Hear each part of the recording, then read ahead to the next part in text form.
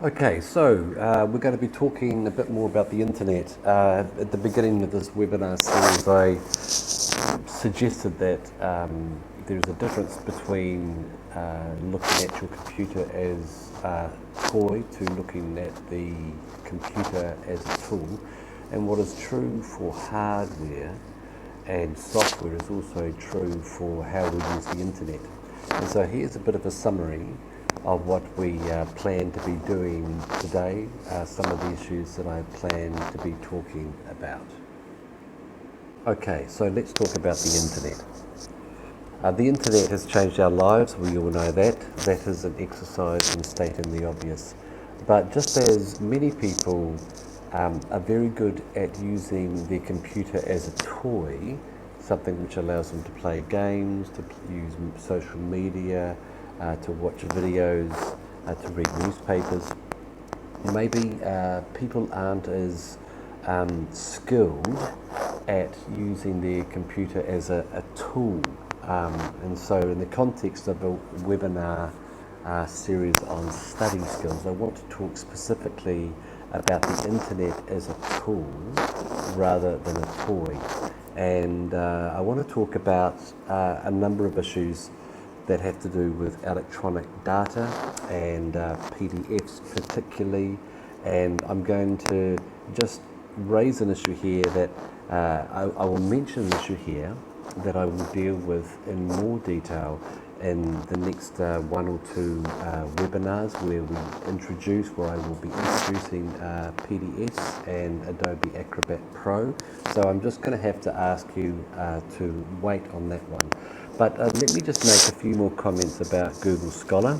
Again, I'm reinforcing a few points which I have made earlier, that it's a good habit to get into if you are looking specifically for academic information, that of course you begin with your library, and I'll be talking a bit about the library at the end of the seminar, but that if you are specifically looking for PDFs are from academic journals or think tanks or places which are producing policy that you may be interested in analysing, remember to go to Google Scholar and you'll see that I've got a shortcut there that will take me to my browser, and that is Google Scholar. I'm sure that you are already familiar with that. Remember that with Google Scholar, you are not only able, this is one of the ways that you are able to locate a PDF of an article that you need, although the best way to be doing this is through library databases, but there are more and more journals that will allow you to download PDFs. Remember also, as I said yesterday, in Google Scholar, if you press the Cite button at the bottom, you will be able to automatically download an EndNote reference. They aren't as perfect as the EndNote references you can download from journal websites, but you have to be careful. Just a comment about a technique which I have found to be very helpful when I am searching, excuse me, when I'm searching, doing a literature review, and I'm looking for books on a particular topic, whether I do this in Google Scholar or in Google Books, what I try and do is I try and narrow down searches by searching for a general title and then putting in 2006 and then going back to 2005, 2004. This is one of the ways that you can locate the most recent and therefore I would argue the most relevant ebooks and articles related to this topic. You will find that if you don't specify the year, you may be completely inundated with thousands and thousands of articles and books that may not, this is not the best way for you to get started. So consider this for a minute. I want to make a comment about Google Books. Google Books is I'm sure that you're aware of Google Books. You're aware of the way in which Google has scanned archives and scans portions of certain books. One of the books that I have been looking at recently has been Siam mapped, and I'm not sure whether, well, here's another, I know that this is here. There's a very, very fine book, Subject Siam, Family Law and Colonial Modernity in Thailand. You'll find Google Books now allow you to, there is an enormous amount of a book which is searchable online. You can go down here and look for keywords. This is a very good way for you to narrow down about whether a book is going to be relevant for you. Again, repeating some of the points that I made earlier, you'll find that if you press the more about this book, you'll see you've got the table of contents, and you have got at the bottom here the ability to download this as an EndNote reference, although you can do exactly the same thing by going onto EndNote, going on to a library, and the name of the author is Tamara Moose, and I press, and there we go here, and you'll see here that I've got Subject Siam, and so that is already downloaded into my EndNote library.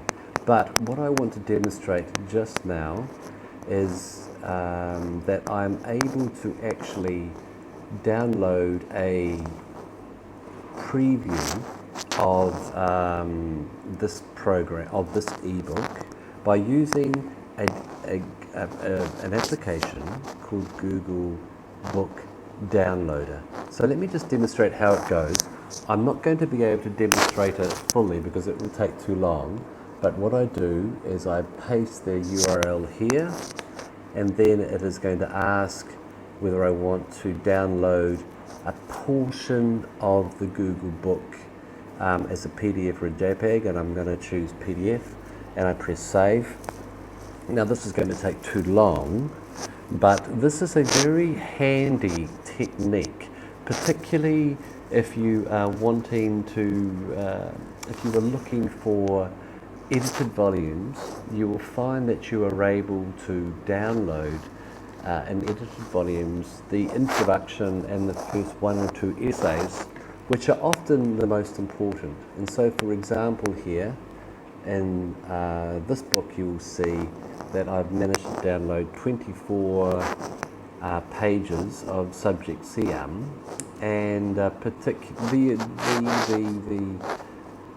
the introduction often gives me a very good idea about the book's aims, about its main arguments, which helps us decide about whether we want to read it, borrow it from the library, or even perhaps buy it. So I also find myself increasingly looking through Google Books for keywords, and I will find it's a great way of doing a literature review. One more comment about Kindles. You will be aware of what Kindles are, the way that I can download an application to read a Kindle book. You may or may not be aware that there are a number of programs which allow you to convert Kindle books into PDFs. And so if you have a book budget and there are recent books that are out in the Kindle version, you'll find that some of them are very, very affordable. You can buy the Kindle book, download it using the Kindle app, and then after that you're able to convert that into a PDF. Just a couple more comments. The most important thing about the internet that you need to know if you're wanting to up your study skills is that you need to get to your library, and you need to enroll in a course which will teach you how to locate references and how to download references on your library website. This is beyond the mandate of this webinar series, and but I warmly recommend you going to your library, perhaps 2 or 3 of you, and asking whether you could enroll for a seminar. This is time well spent. So I hope that you found this webinar, short webinar on the ways that we can use the internet as a helpful introduction to this topic. We've talked about ways that we can be using Google Scholar, techniques for narrowing the use of Google Scholar and Google Books, the way that Google Books can be downloaded, the way that Kindles can be converted to PDFs. But by far the most powerful aspect of the internet for a scholar, whether you're a young scholar or an experienced scholar, is learning all of the functions that are available at your library. So thanks again for listening.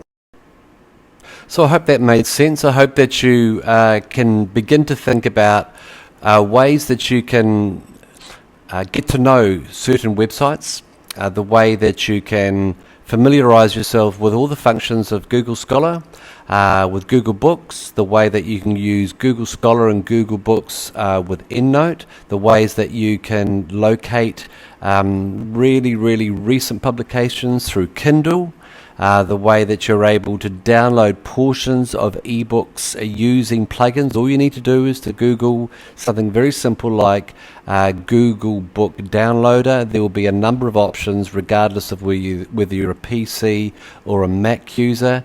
But really the most important thing you need to be doing if you're thinking about study skills related to the internet, the most important thing you all need to be doing is you need to get to your library, you need to talk to a librarian, and you need to sign up, perhaps with some of your friends, sign up for absolutely all of the seminars that will help you get familiar with the amazing websites that they can point you to at the library and that you can almost always remotely access. All you need to do is to install a proxy on your browser. Thanks again for listening, and I hope you can join us next time. Bye bye.